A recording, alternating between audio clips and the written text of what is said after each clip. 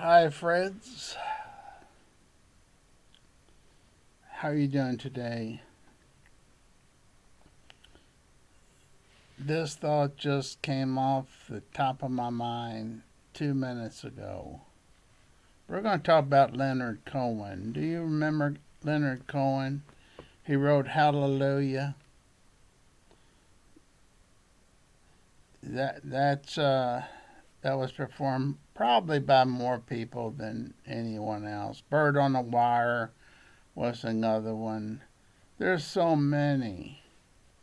There's so many songs that he sang.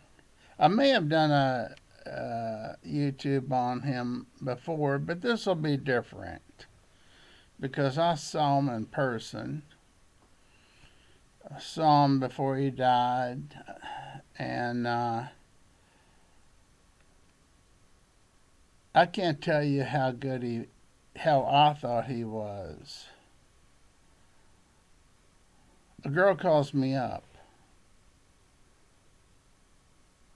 She knew I liked Leonard Cohen, and I think it was WFIA in Louisville FM station that more of an educational thing.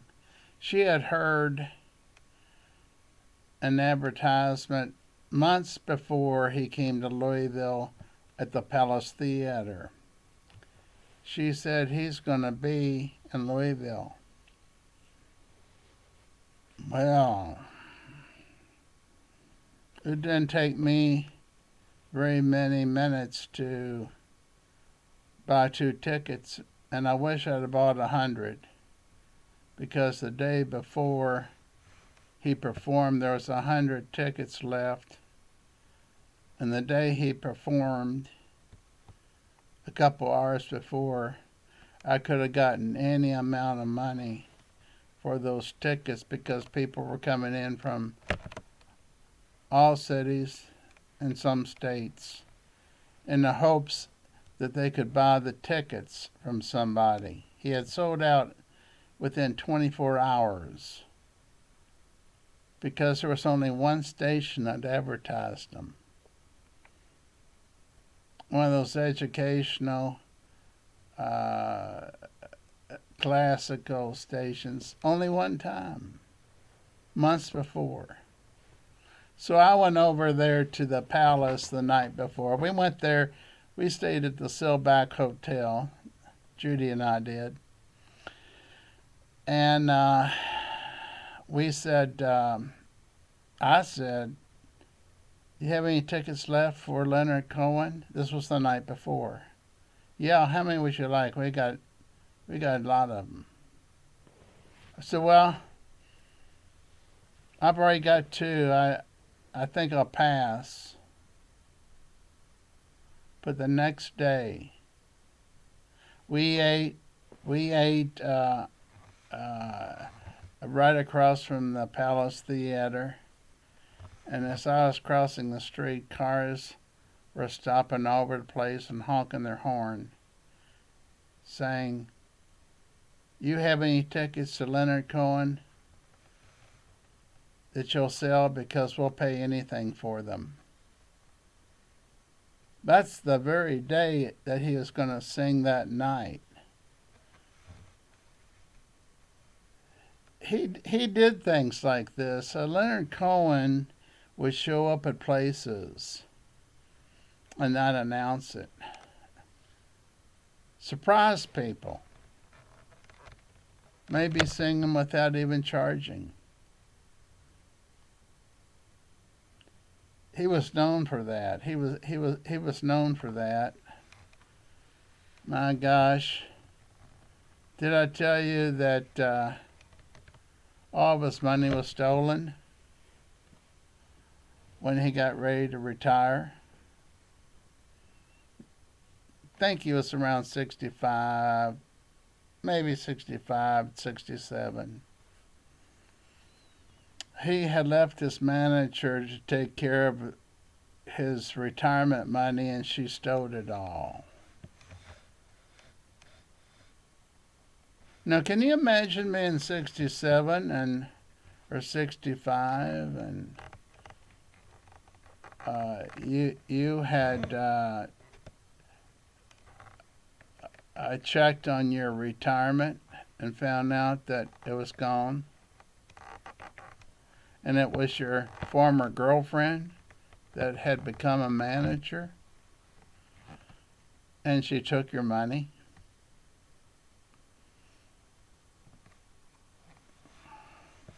What to do? What to do? What to do? Sharon Robinson was working with him from the beginning, putting songs together, probably before he became famous. She said, I'll help you put out an album. I know you don't have any money. So at the time, I think he had a house in Montreal, was it?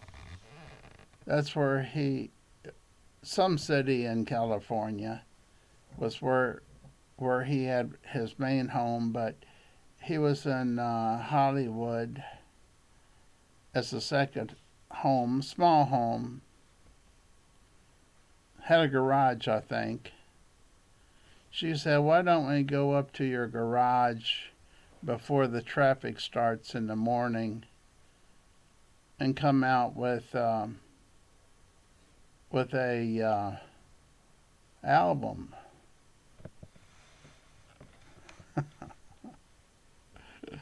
We're not talking about him even contacting a record company. It's been so many years since he put a record out, a CD out. By then it was CDs, not albums. Well, I kept looking for any new songs he'd come up with for years, and all of a sudden I was in a Borders bookstore and I looked under Leonard Cohen, and he had just a plain, I think, black and white CD called 10 New Songs. Now let's think about that. 10 new songs. First CD he's had for many, many, many years, with his name Leonard Cohen. Now, what's the possibility that people even remembered him, not to mention thought that that was a good title for a CD? Well, I bought it. I thought, is that all the songs he's going to put on it? 10 CDs. 10 songs on the CD. You can go to YouTube after you listen to me today and listen to some of those songs. Put Leonard Cohen 10 New Song CD on there. You'll probably hear the whole thing for free. And where do you get the money to produce it? I think he had a few dollars left, maybe a couple thousand. So what he did, he and Sharon Robinson went to his house. I think he had an attic. He went to the attic in the morning. The birds were singing, but the traffic wasn't too bad. So since the traffic wasn't bad, he went ahead and produced those 10 songs. No, Do you think he had an orchestra up there? You think he had a band up there in his garage at 4 or 5 in the morning?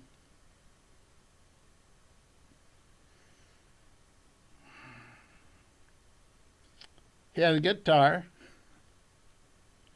He had Sharon Robinson, and he had his voice.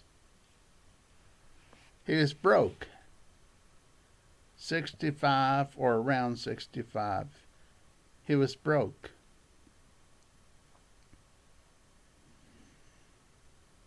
That song came out. I accidentally bought another album by him, and that was because I had forgotten what the title of the CD was, but I had two. I think I gave one to my brother. Good songs. Well, he got his buddies together that toured with him years before. And let me let you know this. His buddies were first class musicians.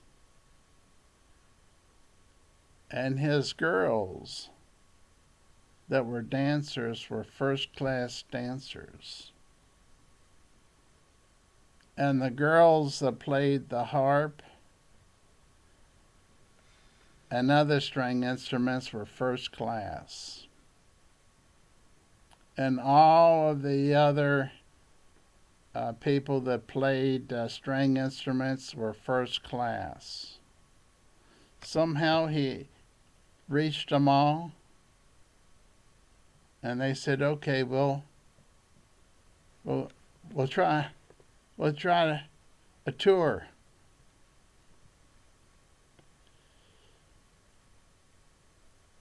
He thought, no one's going to listen. I'm 65. He was late starting out as a singer. They didn't want to contract him as a singer because he was in his 30s. So you see some gaps here. Somebody that was real famous, a jazz singer, said,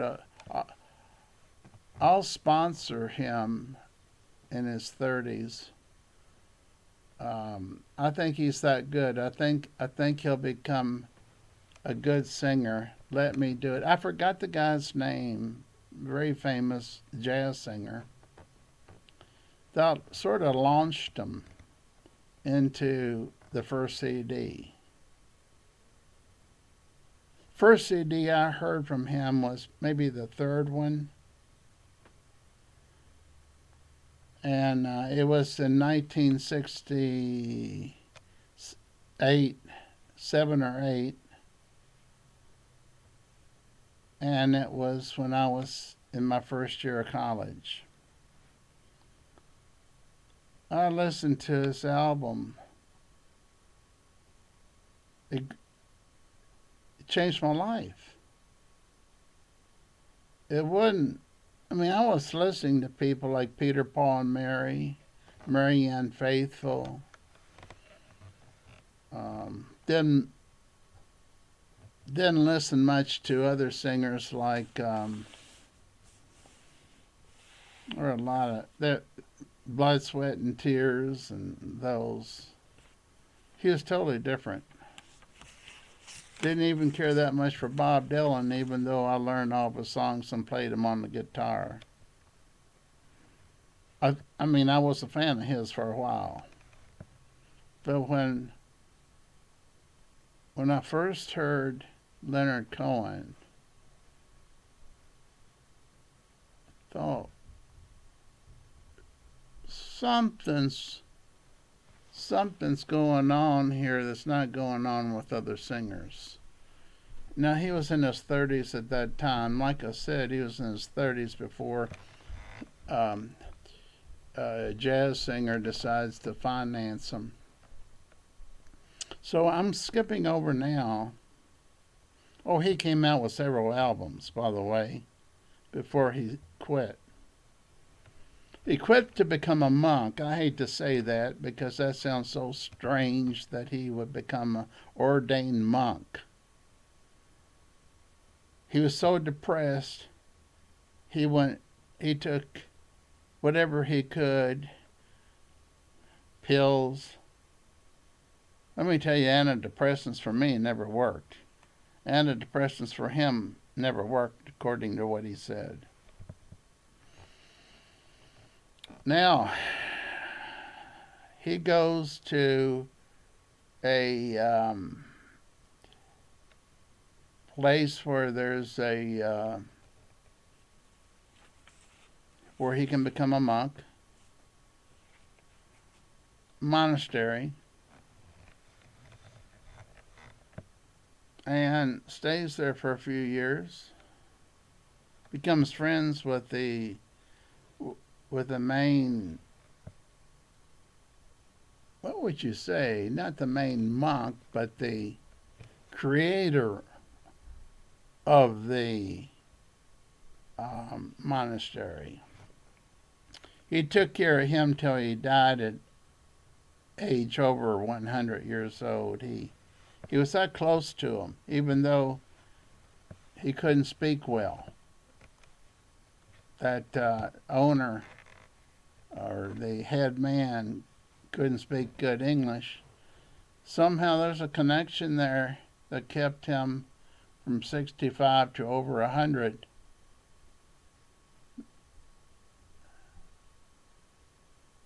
No, before 65. He was there about 60. That's why he lost his money. He was in this monastery trying to overcome depression, and I can tell you a lot of things that you haven't heard. He and the owner of the monastery had their favorite wine that they drank at night. Really good wine, expensive wine, but Leonard didn't have to pay for it. There were other people there, of course, at the monastery, so maybe they contributed to living there, and well, maybe he did too. Maybe Leonard paid so much a month. I have no idea on that end. So let's go ahead with this and say that from about age 60 to over 100, he took care of the owner of this monastery till he died over age 100. Took him to the hospital, took him to the doctor's office, took him anywhere. Now, how does a top singer decide to take that mission to see this guy through? I don't know. I'm sharing this just so you know more about Leonard Cohen than you probably have heard from anyone else. Okay, so he goes on tour with this band. Surprisingly, people came. Sold out everywhere. In his 60s. He always wore a black hat, you know. He was thin, good looking, had a good smile.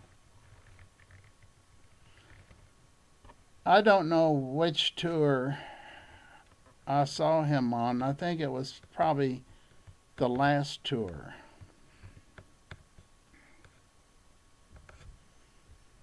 And last tour before he got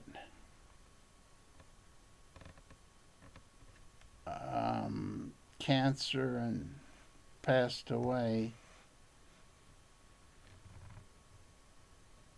But let me tell you about that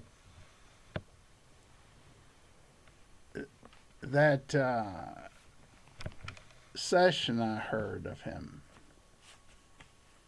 You ever gone to a concert for 4 hours?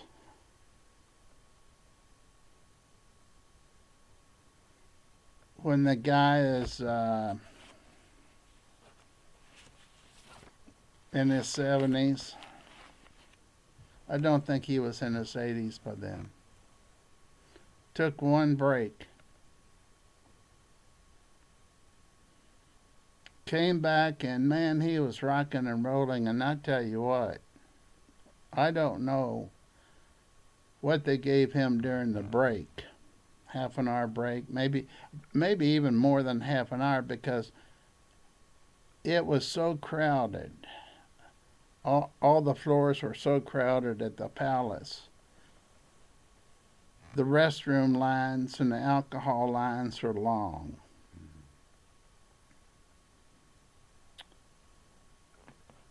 The first half of his concert, I really thought, is he going to live or fall over dead? He had a rug down on the floor, and as he was singing, he went ahead and kneeled down on that rug. And this may have had something to do with his religious philosophy of a holy rug of some type. Judy knows more about it than I do, but he was Jewish, so they may have had special ways of praying, of performing, of whatever. And as he was sitting on his knees, I thought, Leonard isn't quite right. He's going to absolutely die before the night's out. In fact, the concert started earlier because one or two people did die, and they had to get one or two more string players from Austin, Texas, that were top notch, fly them into Louisville and bring them in to start the performance. I remember him saying, "We're dying like flies here. Let's see if I make it." Well, that's not very good thought. So he takes a break, and I'm thinking, he's singing well, but he's not doing well physically. But he came back. My nose is itching. He comes back, and I have no idea what he took, what they gave him, or if he took anything at all, or if it was just part of the act. But you never saw anyone perform as powerful as he did the second half. And I'm talking about, he didn't even kneel down again. He was up. It was loud. He knew every word he was saying. What I mean is, he didn't forget any words. I'm thinking, what in the world did he drink or did they give him to cause him to go from down here to at the top? just totally wiped out with energy. Well, let me keep on with this and tell you that it didn't stop at the normal time. There's too many encores that were requested. Too many encores, and I'm telling you what,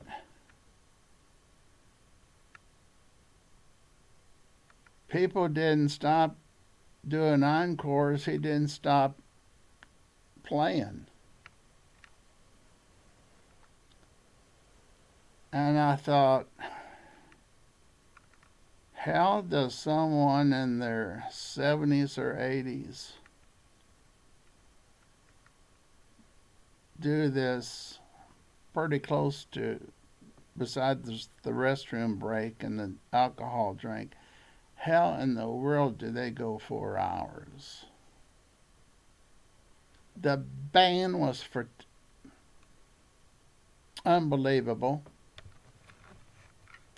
Let me suggest that if you finish this, go to YouTube and put Leonard Cohen live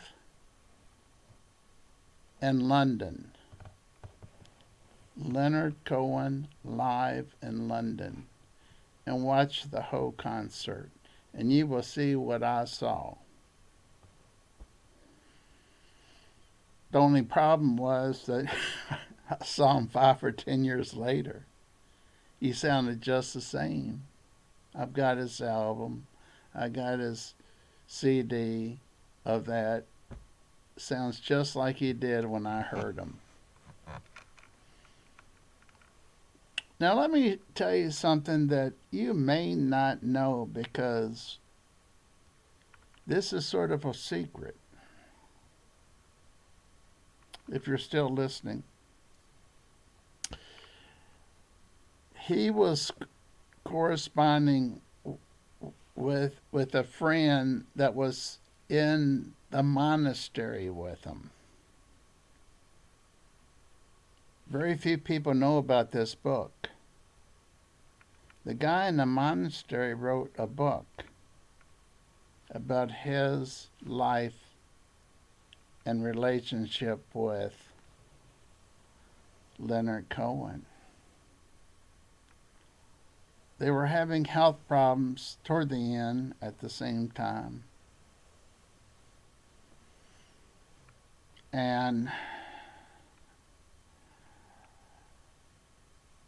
his back was deteriorating. Leonard Cohen's back was deteriorating. They couldn't give him enough pain medicine to stop that. Then he had leukemia, if I remember right. So he had these two things going. Now at the same time, the writer that had been with him in the monastery was also feeling like his life was limited. They were emailing each other.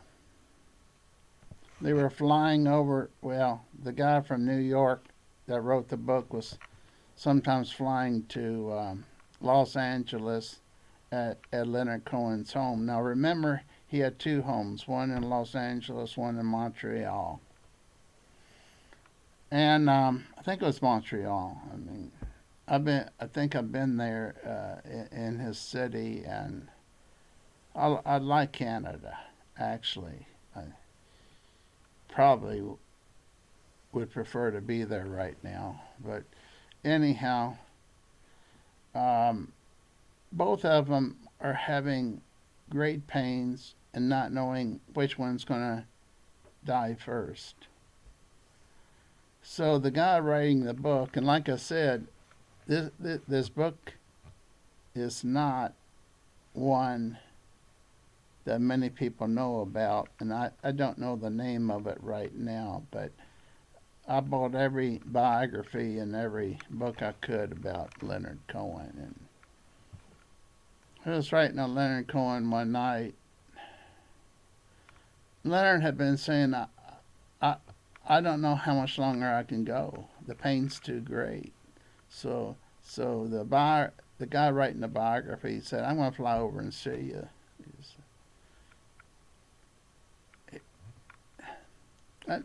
This is important. He had a son and daughter, Leonard did. And his pain was so great he wouldn't let his son and daughter come to see him. And he never told them why,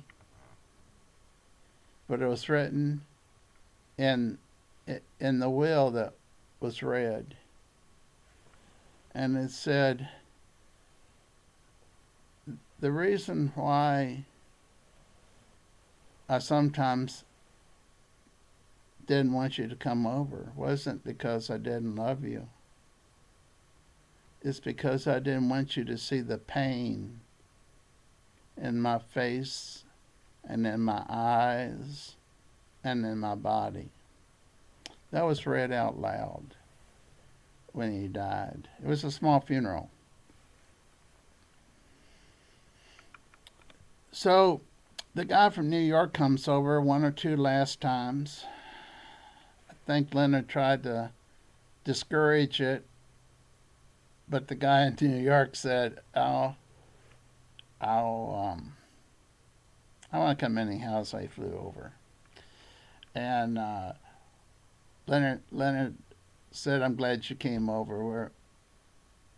We're having fun talking, having fun drinking wine. One thing I'll tell you, he didn't eat a lot. He ate very little, but he had a lot of food for other people that came to visit him. He was definitely an alcohol drinker.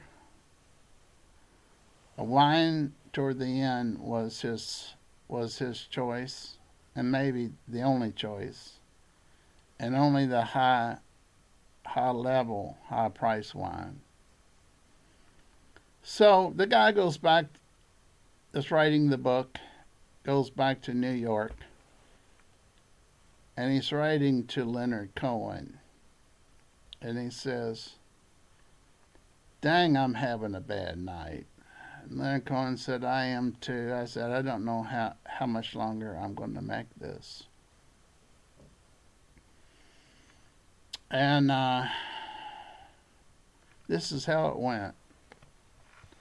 Leonard Cohen, they check off the internet.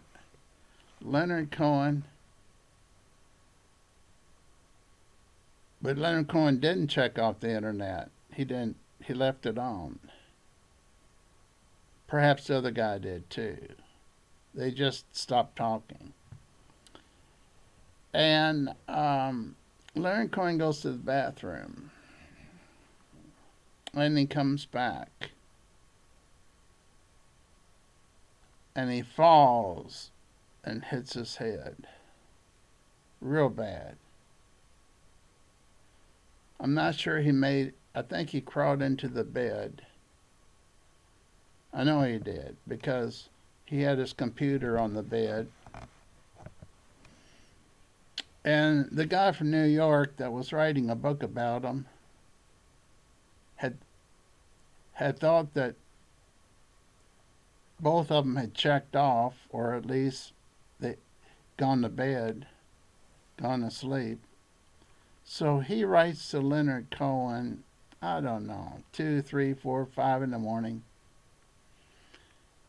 and said, hi Leonard, when you get up, I just wanted to say hello. What do you think happened within the next minute or two? Leonard says, hi, I'm still up. I just fell and hurt my head. Now listen to this one.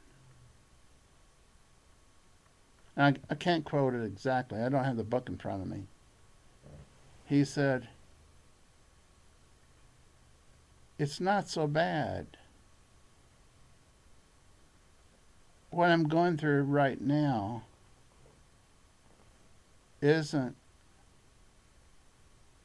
so bad. Not near as bad as I thought it would be." And the other guy wrote back, but there was no answer.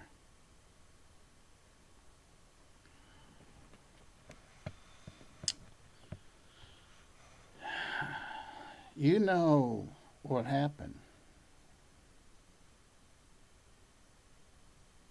Whether it was a concussion, whether it was a stroke, whatever happened, that was Leonard's last words. It's not as bad. It's not so bad, he may have said. It's not so bad. His last words. And then the writer writes back,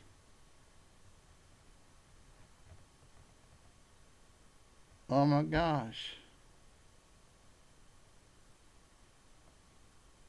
It's over."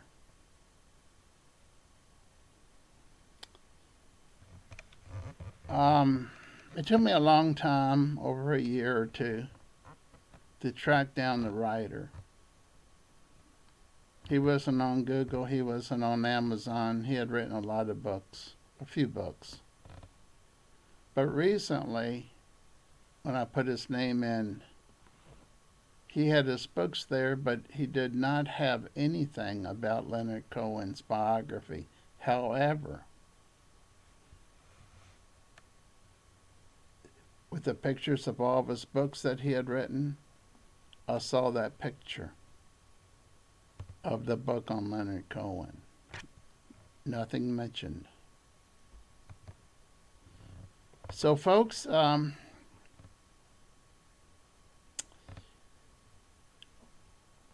everything I've said is as truthful as I can remember it in my mind.